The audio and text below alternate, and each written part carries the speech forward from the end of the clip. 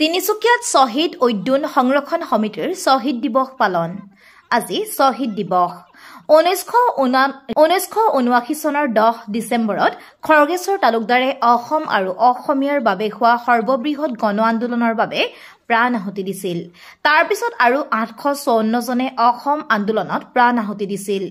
জাতীয় স্বাৰ্থত নিৰ্ভীকতাৰে আত্মবলিদান দিয়া অসমী আইৰ সেই মহান জাতি প্ৰেমিকসকলৰ পবিত্ৰ সোঁৱৰণত প্ৰতি বছৰে তিনিচুকীয়াৰ বৰপথাৰ কানুৰামস্থিত শ্বহীদ উদ্যান সংৰক্ষণ সমিতিৰ কাৰ্যালয়ৰ প্ৰাংগণত শ্বহীদ দিৱস পালন কৰি আহিছে। বিগত বৰ্ষসমূহৰ দৰে এই বৰ্ষতো শ্বহীদ উদ্যান সংৰক্ষণ সমিতিয়ে শ্বহীদ দিৱস পালন কৰিছে।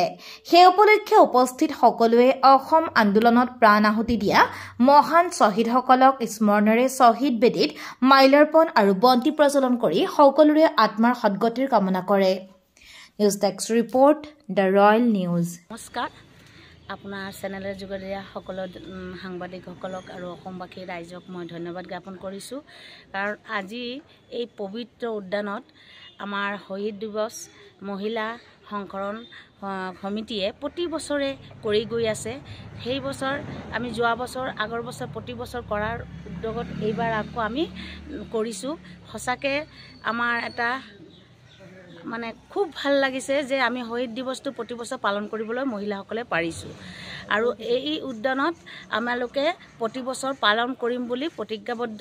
আৰু শ্বহীদ হওঁতে কিমান কষ্ট কৰি আমাৰ দেশখনক বচাইছে, তেওঁলোকৰ আত্মা যাতে সদ্গতি হয় আৰু তেওঁলোকৰ আত্মা ভাল হোৱাৰ কাৰণে আমি কামনা কৰিলোঁ। ধন্যবাদ।